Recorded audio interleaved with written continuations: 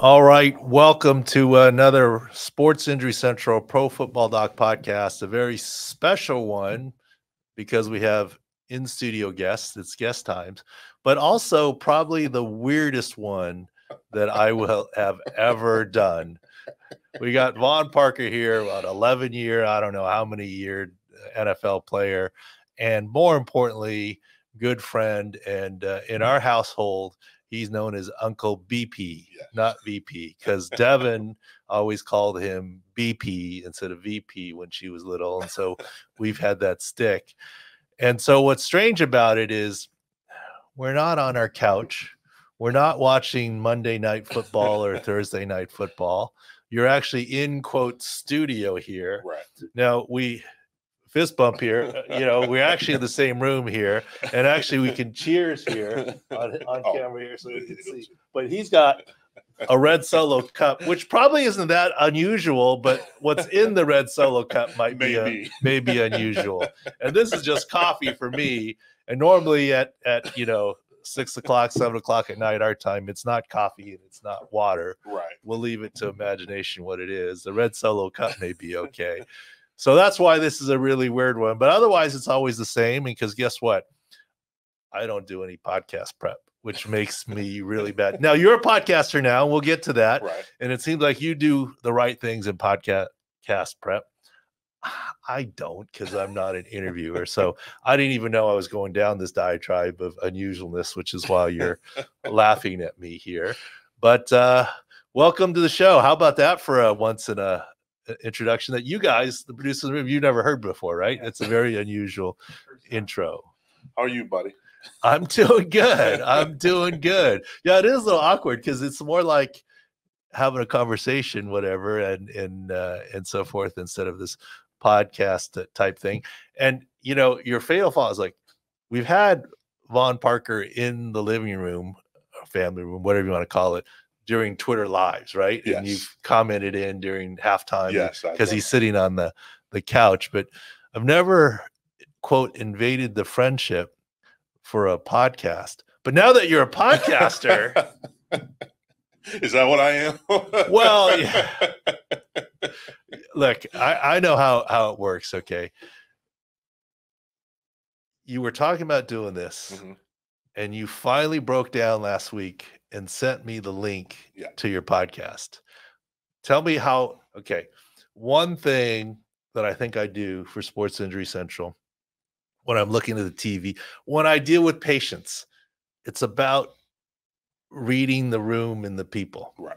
Okay. And so for you, this is how I think it went. Okay. I've been doing this podcast. I want to share it with Dave, but I don't want to share it with him because, I don't know that it's ready and whatever. And it's one of those press it, no, later. Now you're about 4 weeks into the podcast and you finally do the reveal. And you're like, uh-oh, he's going to give me crap about this, or which I never would. Why would you think that about me? Is that kind of how it went, or is it, very similar? I mean, one, human nature. Two, you know me very well. But no, and what? Let me circle back really quickly. As me being a podcast, just it's that fine line between being a golfer and playing golf. And I was never a golfer. I enjoyed playing golf, but as of right now, I do a podcast, but I wouldn't call myself a podcaster yet. Hopefully I'll get there. I don't call myself a podcaster either. As a matter of fact, the boys in the room will tell me that the best, quote, interviews I do are when the guest takes over the discussion and interviewing, Gotcha. Right? Like when Adam Kaplan takes over and says, let's talk about this. Right. Last week, Robert Smith took over and said, let's talk about this. And I just kind of went with the flow because I don't really, I'm definitely not a podcaster or a professional interviewer, etc. So it's more just a conversation in terms of what's going on. I like your podcast so far. What is it again? Tell everyone. So it's called But First Football, and it really came from an idea. My ex-girlfriend Melissa, she said, hey, you should do a podcast for women who like football. And I thought about it for a while and kind of fleshed out the idea a little bit. And then who really helped me get it moving along was, you remember Katie Temple used to cover the team for local. Katie's channel. great. Uh-huh. Yeah. And now she does some media consulting, and I got a hold of her. She kind of helped me flesh the idea out a little bit. And originally it was going to be with Madison, my oldest, who, moved to Canada last year. But unfortunately, with her schedule, she just really couldn't devote the time. She doesn't have time for dad. Yeah, basically.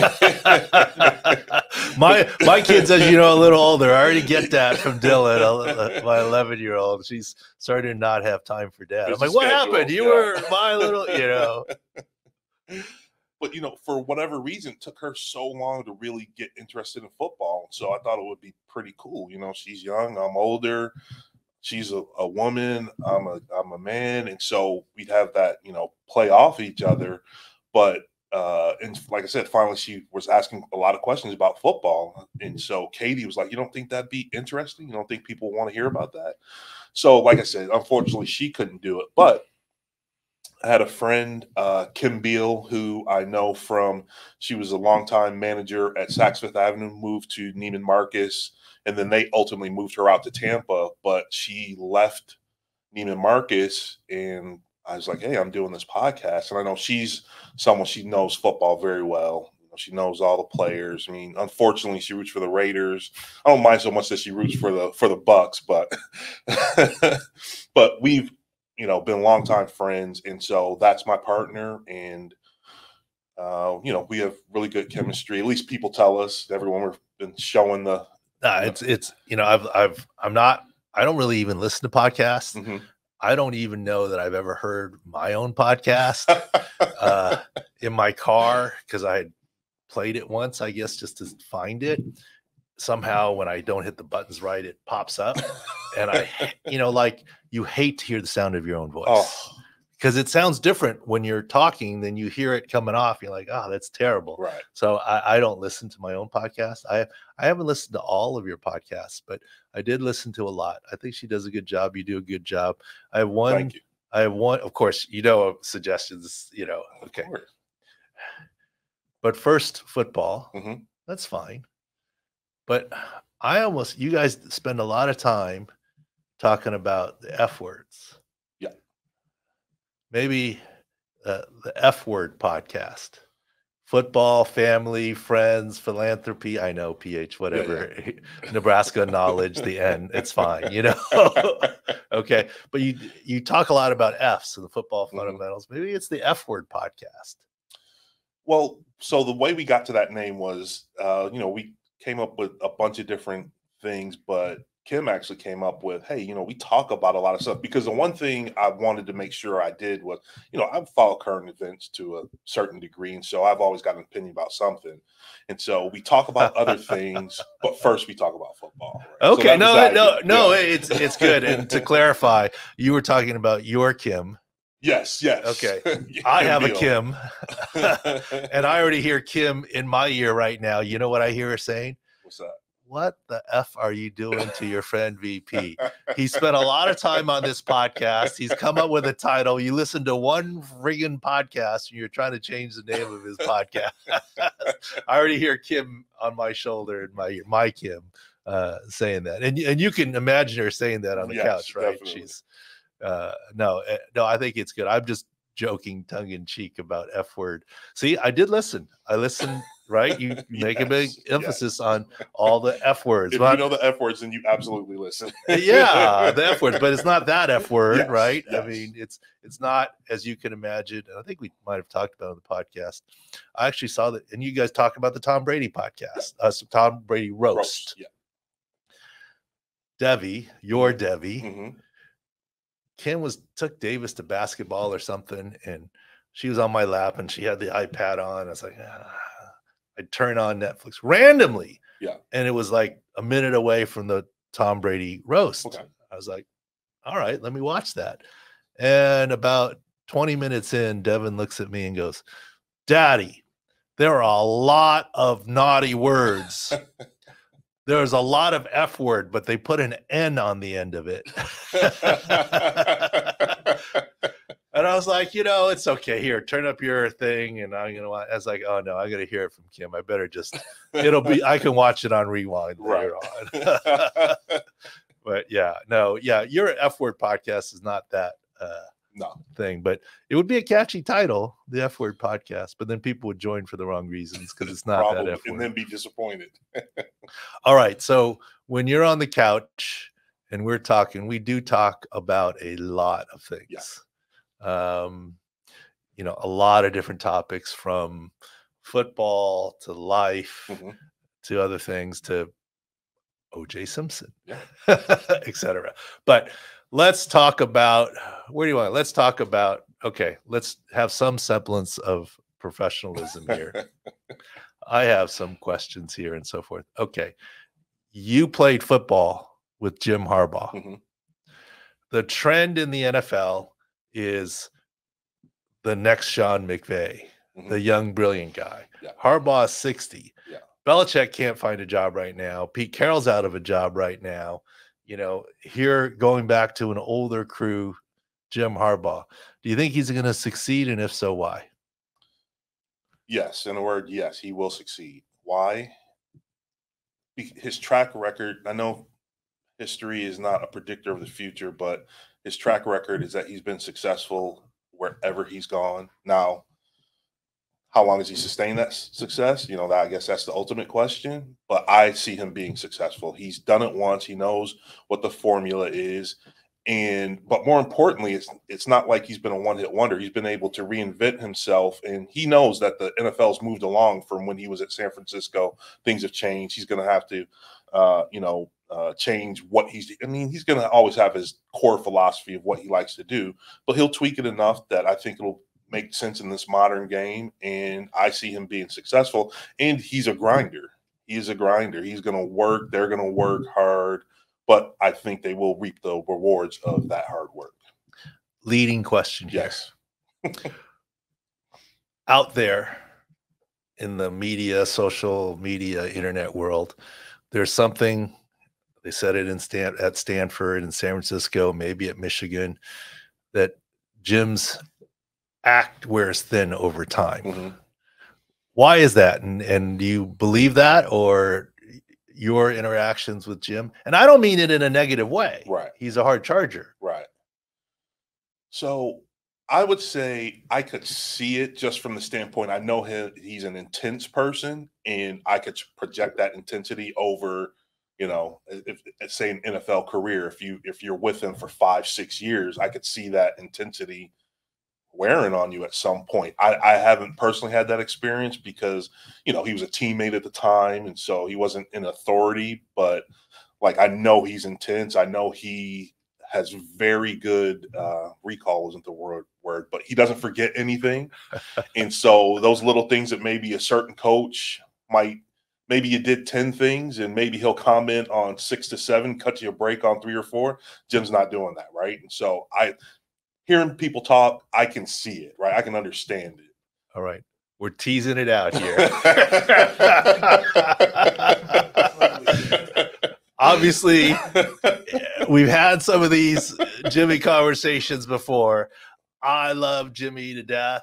We've talked about here on this podcast that when Jim was a quarterback for the San Diego Chargers, I asked him, the training room asked him, what do you want to do when you, quote, grow up, right? Because he was towards the end of his football career. He said, he thought about being an NFL referee. That's the God honest truth kind of thing. And obviously he's got a lot of success, and I've shared some of my Harbaugh stories. So tell us your Harbaugh stories that you want to share where he shows his intensity and his never forget nature. Well, the one is already out there. I mean, I've seen it reported in many places, which is the year before he came to play for us, maybe can't exactly remember the year, but they're playing us here. And he was with Indy at the time. Yeah. And he had an issue with some stuff that Jim Kelly had said in the capacity of being an analyst, and he wanted an apology. You know, they did their pregame interview, and afterwards, I guess Jim wanted a word with Jim Kelly, and he wanted basically an apology for something he had said, and for calling him soft.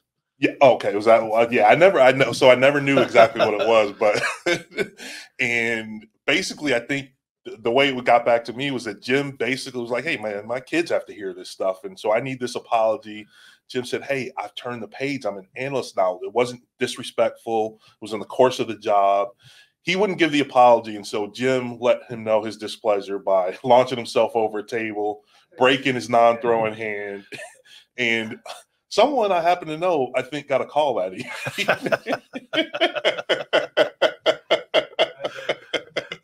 Now, the rest of that story is that, you know, the announcers always go to the home team on Friday and then the visiting team hotel on Saturday. So at the visiting team hotel on Saturday, Jim Kelly didn't even have a scheduled interview with Jim Harbaugh. Oh, okay. Jim sought him out. And I got to say, I love Jimmy because he stood up for everything, and he's smart enough to use his left non-throwing hand, which, of course, he broke. And the reason I got the call is because the Colts athletic trainers are calling around saying, how do we get an x-ray? I'm like, Saturday afternoon? What all you guys doing here? What's going on here? So, yeah, but see, we're peeling back the onion here, okay? That is a known story. Right. Now, just to set the table here. Yeah. You're not the first one that there's a lot of good stories that, you know, we have personally, whatever, and we don't tell tales and repeat. This is your first time as a podcast guest. Yeah. One of the other times we had a first time podcast guest. So it's a high bar now. I want you to break some news. Our first time podcast guest last time in here broke some national news that Peyton Manning later talked about on his Manningcast show. Okay. Dave Bin, you know, good old Dave, was in here. And Dave Bin finally told the story about his one Pro Bowl. Mm-hmm. Bill Belichick was the head coach. Bill Belichick, the head coach, gets to invite the specialists. And we had good specialists. Dave Bin is great. He deserved the invitation to the Pro Bowl. And Dave Bin told the story of Bill coming up to him first time at practice and saying, "Where's your girlfriend?" And Dave says, "Pamela?" Yeah. He goes, "Oh, she's not going to make it. She's that." And apparently Belichick said, "Now remind me why the F we invited you." Dave told that story live for the public for the first time. So when Peyton Manning retold that story, because he was a quarterback at the thing, some media guys reached out to me for permission as proof that it was actually a true story because it came from Dave Bin. Okay. So that's the bar that you have. That's the bar. Okay. So, you know, whatever stories you want to tell, the names can be changed. Okay. Here's another thing. How did Jimmy get along with his offensive lineman? For the most part, pretty well. I mean, so here's the thing. Here's what I'll do, because I've got many. In first, before I go forward, let me preface it. I love Jim too. Like, no, I really do. I don't know if how many people. He's fiery. Okay, I mean that's fine. Yeah, he's fine. And so when he got the job, someone from the Athletic reached out, and I did a brief interview. And I just basically said, you know, all the stories you've seen, Jim running a Michigan football camp in the middle of Alabama, the coach from Detroit slapping him on the. I said, that's who Jim Harbaugh is. And so I've got plenty of stories. The one I feel comfortable sharing, I'll only change one of the names. We were in Oakland, and at the time we had a top 5 defense, right? Junior Rodney. And offense is struggling. And every time we come to the sideline, the safety, who I will not name, is meeting us at the numbers. And initially it's very positive. Come on, offense, get it together. You know, you can do it, rah, rah, that type of thing. Well, at some point, it's every time we come off the field, 3 and out, he's meeting us. And Jim had enough. And so they kind of get into a little John match. Come to halftime. You know, remember in Oakland, you go under the bleachers, make the left, and you go up the long set of stairs. And everyone's up for halftime. Our strength and conditioning coach is the last one off the field, and he's coming through the tunnel, makes the left. Harbaugh has the safety by the face mask, just uppercutting, just uppercut. So whatever happened on the field had blown over to the point that the two of them were going to settle it right there, and Jim was getting the best of it. So, and so that's what I mean. Like, Jim doesn't forget. any perceived slight he's going to address. And I think that's why his teams play the way they do. Like Jim Harbaugh's teams are tough, hard-nosed teams that are going to physically beat you up. And that's basically what he did that after. And they didn't wait for the end of the game at halftime. Well, that fits some of the other stories that we won't go to. Jack your grill stories. No, we laugh about this. Look, we're not trying to name names and whatever. It's just, honestly, we've talked a lot. Love Jimmy's fiery nature and the whole deal. He's a great leader and the whole deal. But it's football, right? Stuff happens and funny stuff happens, etc. But suffice it to say, we'll leave you alone as that one story. But maybe we'll leave our couch stories to the couch and etc. But they're definitely some good ones. So you mentioned Oakland. Do you know what I think of when I think of that old Oakland Coliseum? What's that? You really don't know. What do you think of? Remember our cart ride? Oh, yeah. Oh, my gosh. I just told that story last night, and I'll tell you why in a minute. But but of all the times you've been to Oakland, I can't remember. I wouldn't think that's the one that just all of a sudden would jump out. No, because maybe because I'm here, but no, because you mentioned an Oakland Coliseum and other sideline and up the stairs kind of thing. Yes. That's what made me think about it. So, all right, I'll let you tell your version of that story. So to set it up, you were the Chargers' right tackle. Yeah. You got hurt. Yeah. And we were in Oakland in the old stadium there, and you were actually the PA rep at the time too. Yeah. Okay. So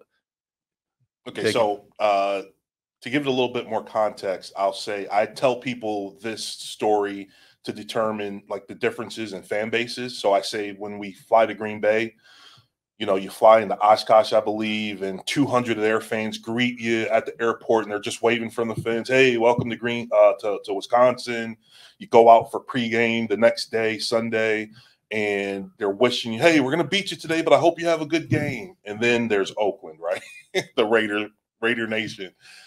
So, well, I don't know about your bus. You were on the player bus, okay? Usually there's 4 buses, right? Yep. Bus 1, bus 2, player bus is 3 and 4 typically. I don't know if you're on bus 3 or 4, but whatever. I ended up on the back of the bus 1 just in case the head coach or GM ever wanted to talk to me. Right. So I was in the back of bus 1. But the guys in the back of the bus 1, I don't know about the players did this. We used to make wagers over under number of 5-year-olds that would flip you off. And the argument was, okay, it's over, but that kid was 6. Okay, so it doesn't count. Right. I mean, that's Oakland, right? Yes. As you wind around the parking lot. In Kansas City, they just be waving high and by, and Right. But in Oakland, it was over on the number 1 salutes. It's just the argument was that kid was too old and doesn't qualify for the wager, or that kid is young enough. That was where the fight was. But anyway, so there you go. So I'm in Oakland, and guy gives me an inside move, and our shins hit. And I know something's wrong because I've never felt pain like this before. So you guys come out, get me on the cart, and we had to run the cart along the sideline. In most places, you get hurt as you're going by. People are basically saying, hey, hope you get better soon. Hope you, return to your career, your chosen career. Not in Oakland. First of all, they're trying to spit on me, or us, as we're going by, which is just like, and some of them are getting close, and it's like, are you kidding me? But then, I hope you never play again. I hope this leads to a blood clot and you end up like, I can't even, I don't even remember some of the crazy things they were saying, but it was just a very different experience. And we used to always talk, look, fans are always going to give you grief to a certain degree. Everyone tells you what they're going to do to you if they could get down to the field. And most of them, the second their foot touched that grass, they think twice, right?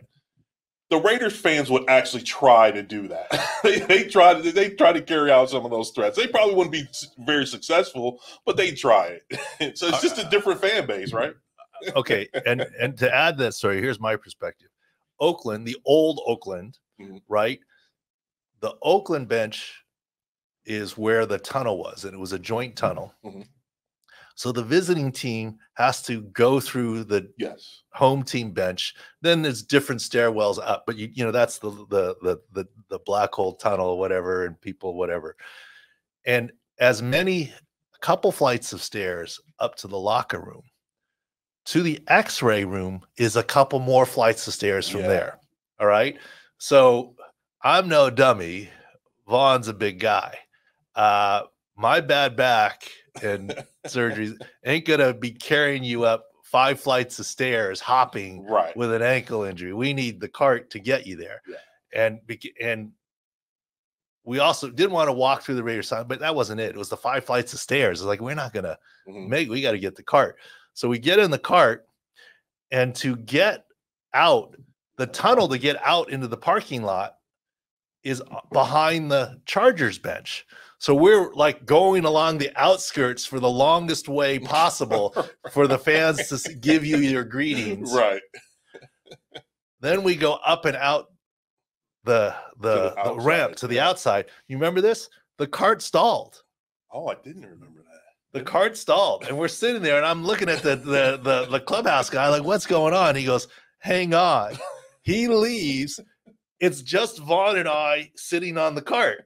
He leaves in uniform. Yeah, we're sitting, but at least we're in the tunnel. Okay. And what's he doing? He's running to get into the cart. Apparently this one wasn't fully charged or something. Or, you know, I mean, we hadn't gone that far. We got out on the field. It should have been able to make it up and out. And you're a big guy. You know, I'm not the slot, but the cart should have worked. Yeah. He had to go get another cart. We transfer the other cart. Then we go outside and we're driving around the ring. And in Oakland, there's quite a few fans that don't have a ticket to come in, and they're still hanging out outside, and they're looking. And I honestly don't think they believed that you were. They were like, "What is this happening?" I don't think they really believed it was like, you know. So we're outside the stadium, no security. I mean, whatever. And then here's the worst part. I still remember this. We're trying to drive on the sidewalk, and there's this big congregation of people in windbreakers. All the day hired security guards or ushers trying to get paid because they've done their early game duties, and we're honking. We're like, "Can you move so we can get by you?"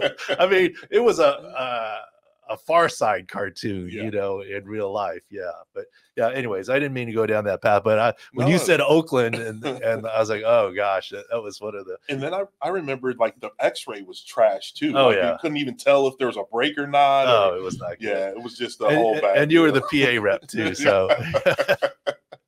Yeah. So yeah, there's many, but see, this will go to show you.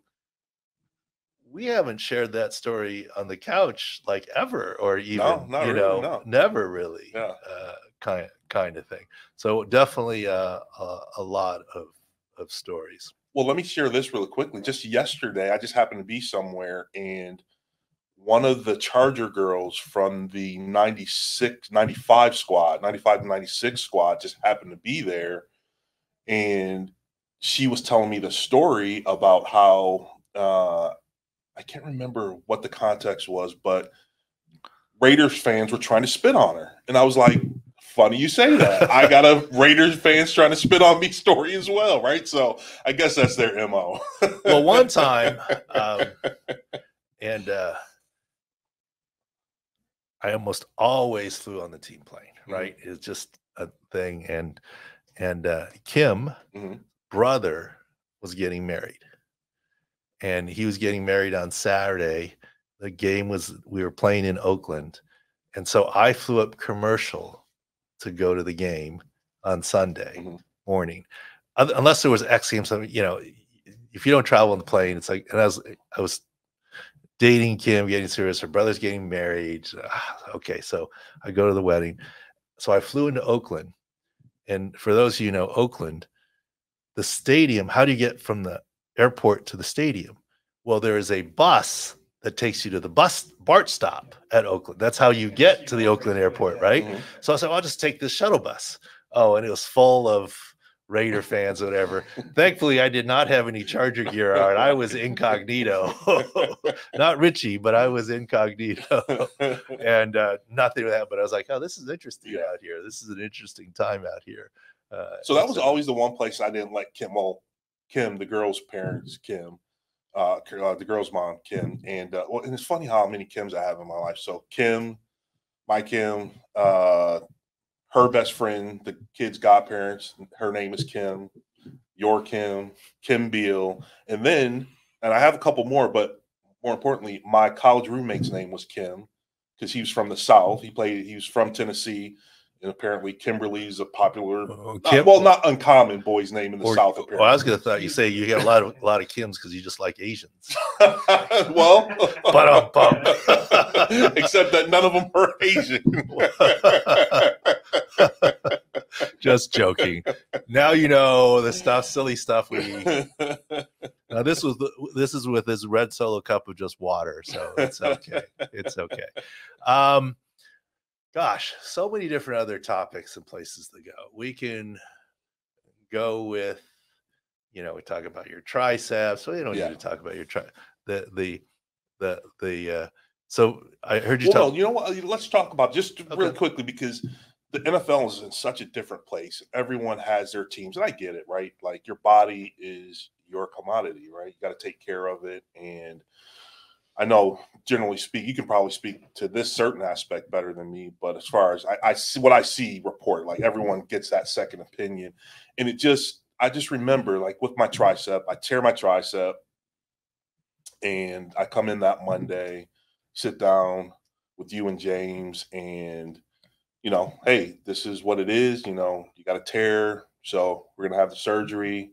You're gonna be done, and I was the one who suggested, hey, well, what is there a possibility? What if I didn't want to be done? Is there anything we could do to make that happen? And so, we came up with a plan and implemented. I had the surgery, took some time off, and then I came back because, we hadn't been in the playoffs in years. And so we were kind of still in the hunt. And so if I could, I wanted to, you guys found a solution for me. So I'm just saying, I wanted to bring it up just it never occurred to me that you weren't giving me the best advice, right? And it was less, and we weren't as close friends as we were. We definitely had a cordial work relationship, but it's like, no, this is a team doctor. He's telling me what it is, and why would I question? And I'm not questioning those guys for making the decisions they do. But I'm just saying, I always felt like I was getting good advice about my body and what was going on, and let me make a good decision. Well, first of all, this is great. You're taking over. That's second of all, you said a lot there. Okay. Number one is the player is the driver to get me back. It's never been the team or management or the coach. And you talked about that. And another thing you talked about, we're really good friends now. We were cordial in playing. Yeah. And I could even say the same for Buddy, for Junior. I always just felt like on a professional nature, I liked you. I wanted to be friends, but in the building, I didn't want management to see me siding with players and being their buddies. I didn't want coworkers thinking I was kissing ass to players and trying to be their friend. So if anything, I feel like I was more standoffish to you and others while you were playing. Now, how Junior and I got to be, we were always friendly, but when he left the Chargers to go to Miami is when our friendship actually accelerated. We were always friends before that, but it's like keep your distance a little bit, kind of deal. And the same for you, for sure. I mean, we're 10,000 times better friends after you left the Chargers and kind of thing. And that's always the way that it's been, et cetera. Anyways, so so the funny thing on your triceps, who was your offensive line coach at the time? Oh, Hudson Houck. Okay. Great O-line coach. Hudson. So we hatched this plan. We'll fix you. and then in a month you're good enough to play in a brace, and your season gets salvaged. This is before the revolving door injured reserve thing. It was a one-way door at that point in time. And Hudson, we give the plan to the GM and the head coach and so forth. And Hudson Houck goes, he can't play with a torn triceps. He can't play with a brace. And I still remember this. I said to Hudson, how did he do in that game? The last game that you played? He goes, he did well. Do you know he tore it in the first quarter? He's like, no. Okay. That's how you're gonna, post it out. And as you've said many a time, and this is part of what I say for injury analysis. If the opposing team knew you had torn your triceps and they went inside bull rush on you, you would have been done. Oh, yeah. I just happened to be playing a guy that day who just loved getting up the field on my outside shoulder. And so and your set pass set might have been 3 or 4 inches a little bit tighter just to tease him. Like I was protecting it. Yeah, you were making him use his left hand drive to the hoop. You were exactly sitting on that right-handed drive. But that's the cool part about offensive line. It's like once you lose a little bit of that athleticism, you're getting by on your wits, your know-how, your mind, right? And so it's just like, hey, I'm going to invite him to go up the field, which he wants to do anyway. And because if he goes inside, I'm in trouble. Yeah, and I always looked at it when we. In terms of advice, I mean, you got to take care of the assets in any business. If you work at a bank, you got to take care of the money. Yeah. Well, the assets for the Chargers were the players. So as long as you take care of them, there shouldn't be any conflict. And the other thing is, when people say that there should be independent doctors that aren't with the team at all, how do you get to know someone to make a decision to even continue to play in that game? With the brace, you don't have confidence in you got to know people before the stress. Yeah. So to have an outside just come in and opine, I don't think it works. And I think, I get it. It's different now, the old man stuff, but it is what it is. All right. What else do you want to cover here? We can talk for a long time here, et cetera. Well, it reminds me of when I would come to the old office for anything back when April was around, and you'd come into my room and we just go back into our normal back and forth, and here comes he's like, Doc, you got other patients, right? Oh yeah. Okay. All right. A quick question for you. Yes. Is anyone going to wear a Guardian cap this year? I mean, I don't know what it's like to go the Gazoo cap or whatever. No, as you said in your podcast. Yes, there'll be a couple. There'll be a couple guys, right? Because some guys will be, and it's not a confidence. Like, if you wear, guys are going to give you crap about it, right? But there are going to be some guys who are like, look, it's because guys are making different decisions now, right? Guys are retiring earlier, whatever it is. There'll be a handful of guys who be like, you know what? If they're saying it'll give me that much of an advantage in terms of this issue, then I'll do it. One thing I don't think it's bad. Yeah, I think it might help with the multiple of subconcussive blows, but it's the still contra the shaking jello in the side of the heart skull. That's in your brain. Nothing you can do about that's not. And I don't even know if you know this. Do you know why helmets were invented and by who? Ooh, I want to say, for some reason, I have it in my head that maybe at the University of Michigan, someone had something to do with it, but I don't know exactly why now. It started with football. And there were kids dying from subdural hematomas. Oh, okay. Helmets, the NC2A was not started as a March Madness tournament. The NC2A is basically dead now with NIL, but NC2A was started in Teddy Roosevelt times as a safety organization.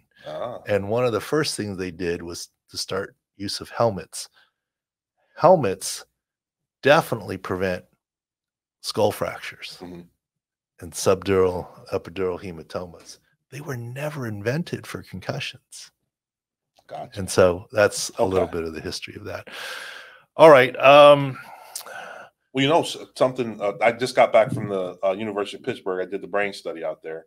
You know, they're trying to get answers about, you know, concussions, the long-term effects. And so ultimately the study's going to take 150 guys who played in the league, 150 guys who never played beyond high school, compare, see what comes back. And so thankfully, you know, I've got some stuff I need to take care of, not brain stuff, but because all my brain stuff was great, right? And I'll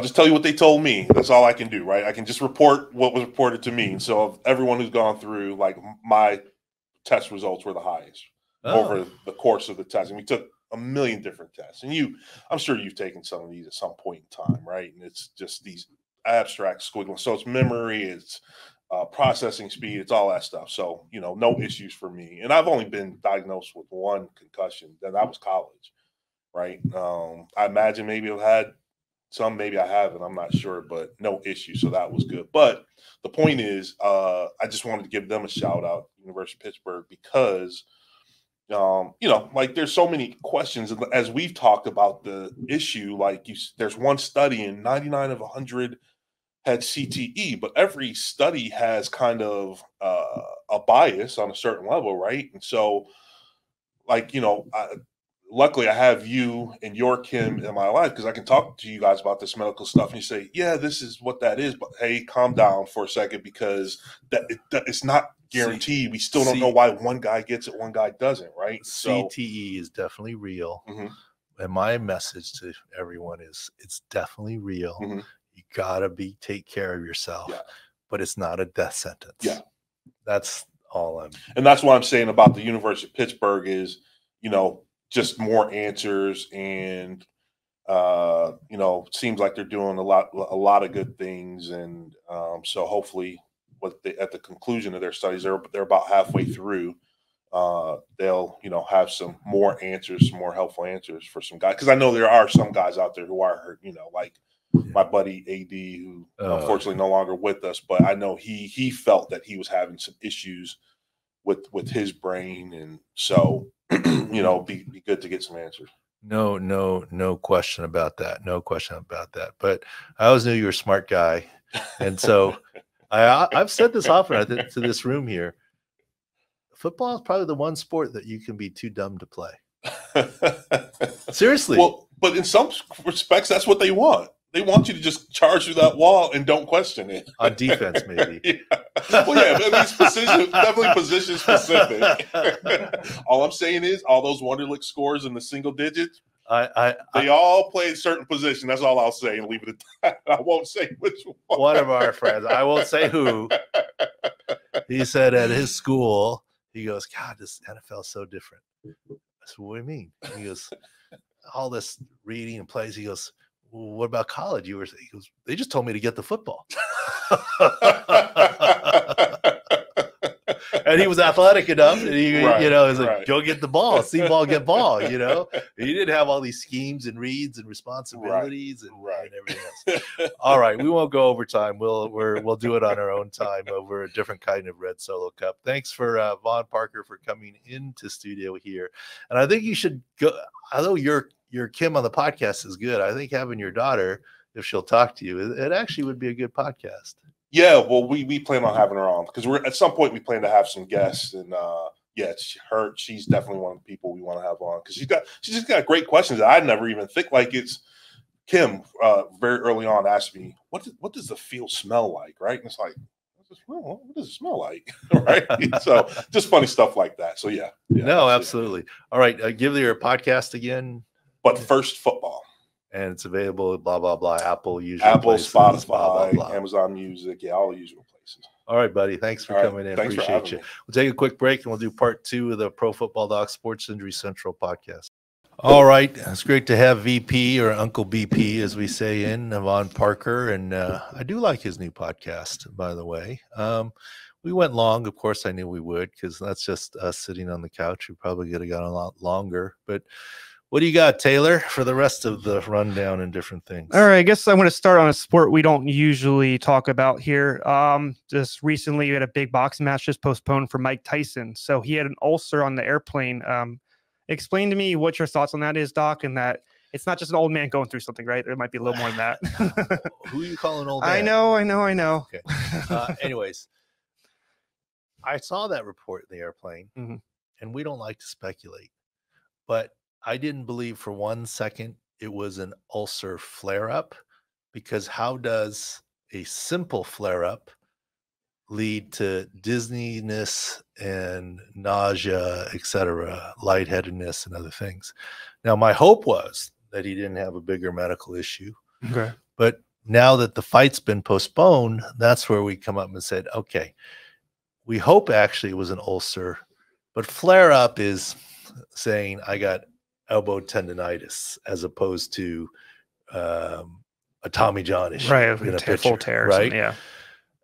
This has to be, in my mind, a very severe ulcer flare-up or a bleed where he became anemic and lightheaded. Okay. And anemic being he's lost blood because of the ulcer. And that's what made him lightheaded. The good news is once you fix the ulcer part and you build up his blood again, he's normal again with really no residual, which would explain the delay in the fight because he can't train when you're anemic. What was the exact words? That there might be little light training and then he'll fully ramp up in a couple weeks. Which So this all fits. fits. Not an ulcer flare-up, but a bleeding ulcer with active blood loss. And so they fix it and build his blood back up over a month or two and get back on training. So I fully expect them very soon to re-announce the fight. June 7th is when they're going to do it, but you don't expect it to be like a 6 to 8 month layoff, more of a... I think the fight's going to happen in 2024. Okay. The question is it a month delay or a 2-month delay? I mean, I would imagine they want to keep it out of football season. Paul kind of teased on Twitter that he was going to try to fill in someone for the slot and then still fight him for the later slot, but that probably wouldn't make too much sense. He should probably just talk a little bit there. Now, who knows? But we can talk another time. Apparently, he's put on a lot of weight. Yeah, because he has to move up to the heavyweight. Yeah, he's put up over 40 pounds. So he went from around 195 to almost 230 now. Yeah, so 195 is heavyweight. Yeah, is it? Maybe he might have been at 185 and he's at the 230 now. Yeah, but I mean, he's not used to this weight, like you said. The weight you're fixed, but I think over 190 is heavyweight. Okay. But anyways, to match up to Tyson, he had just add a little bit more. Yeah. But yeah, the good news is I think here, how's this for pun intended? Iron Mike needs some more iron to build up his blood. There you go. Because of the anemia from his bleed, and that would easily explain this situation. Iron Mike needs some iron. There's your headline. There you go. One liner right there. All right, just to dip in a little weird situation in football, Doc. Darren Waller. So he released a R&B video about his divorce he just did from a WNBA star Kelsey Plum. There's the Giants said they don't know if he's gonna come back to training camp or not. Time out a second. Yes. In this day and age of people more your age than mine, is it even weird that he released a song about this? It's not weird. Normal. It's not weird. You're right. Yeah, they do that. That's what they do now. Now, would Vaughn Parker have ever done that? No, you would have seen him laugh and shake his head. But we've been saying for a long time, and I guess there were many questions I could ask Vaughn. You can't be halfway in for football, right? If you're like undecided and you've been undecided for this long, you've already decided. You're not committed to it. And that's not bad. It may be time to move on in your life, right? And there's other things. I'm not saying it's bad. I'm not calling him soft. I'm saying football is a sport, like a lot of high-level sports, that you need to be all in or out. And if you're halfway in, it doesn't work. And it seems like at most he's halfway in. So I think the retirement is coming. Forget the R&B song. Yeah, all the personal stuff. Yeah, I don't know. Yeah, recently he did respond this morning in a rap as well, freestyle, to the reports of the Giants stuff. It just seems like, I just want to ask you, just from your standpoint, players, do they not like this stuff, seeing this stuff? Do they obviously want him to be full in, right? Or are they seeing this in like you said, it's Darren, he'll figure his stuff out, he's going through stuff right now? Or I think it's management that's probably like, come on, we just need to move on from this, show him respect, but move on and figure out the thing. I mean, songs, that's his prerogative. If he wants to move on, that's his prerogative. I just don't think if you're not all in, you do need to move on. Yeah. kind of thing. And I think he has / will. He just needs to cross the threshold to officially do it. And that's probably hard for a player, right? To say finally, oh, I'm done football. It might take a little bit. Yeah. Well, that's how you identify yourself for a big portion of your life, adult life, and even pseudo kid life. You were always that.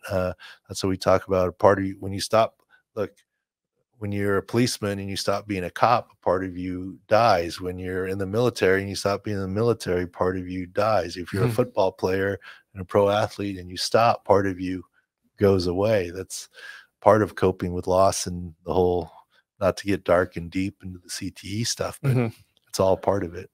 Just going to another sport, Doc, the NBA Finals is coming up. Celtics versus Mavs. Big thing we've been saying at Six Score all the time is Kristaps Porzingis should and probably will play Game 1 with his right soleus calf that he's been out most of the year. I think he's going to be okay. If you want to ask me, am I more worried about Porzingis' calf than Luka Doncic's knee, 4 other injuries and other injuries and wearing down? I'm more worried about Luka. Now, that's not saying wishing ill or saying he won't make it, but that shows you how relatively little worry I have for Porzingis. And the calf too, he's a bigger guy, Porzingis, so it wouldn't affect him too much going forward. Like you expect him to be the same Porzingis when he comes in Game 1. I think so. He might have to work his way back a little bit, full minutes and different things, because he's missed several weeks now. Right. You highlighted the Luka thing. The big one was Derek Lively, that we were very correct in opining that it was a 1-day absence, so just spasms, whiplash kind of thing, right? Yeah, Lively's 100%, no problem. But as we usually find, by the time you get to the finals, whether it's the Super Bowl or NBA Finals, whatever, it's usually healthier teams. The non-healthy teams have been knocked off, like the Knicks. And this 8-day layoff too, which is really helpful. Interesting. Just a couple. We always are covering MLB at sixscore.com. There's obviously the local Padres is where we are dealing with a lot of stuff. So we have Darvish, starting pitcher, going off with a left groin strain. Another pitcher, Musgrove, a re-aggravation of the triceps elbow issue that he was on IL 2 starts before. So that's something he's dealing with. And then what did your take on Luis Arias shoulder issue? Luis Arias, it's not Xander Bogaerts. Xander Bogaerts sublux dislocated shoulder, had the fracture. He's had a conversation among some of the dads, like, why didn't they put him on an IR already? They says because they don't need to. They can always convert it to 60 days. They don't need to yet. Exactly. Just in case he's short of 60 days. They don't need to make that decision yet for Bogaerts with his fracture. Luis Arias, I don't think he's going to miss much time. It's not the same injury to his shoulder. Of course, Darvish is a little concerning, and Musgrove's a little concerning. Ex-Padre Blake Snell's very concerning. Re-aggravation of the same adductor, so he's out another month.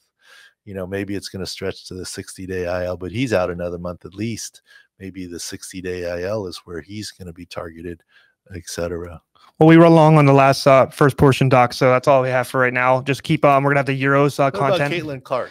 Yeah, let's have your thoughts on that. So she's been getting a little they're getting physical with her recently. There's an incident that happened last game. What are your thoughts on that? New player in the league, superstar. I hear the chatter about black and white. I don't know. It might be more us and not us.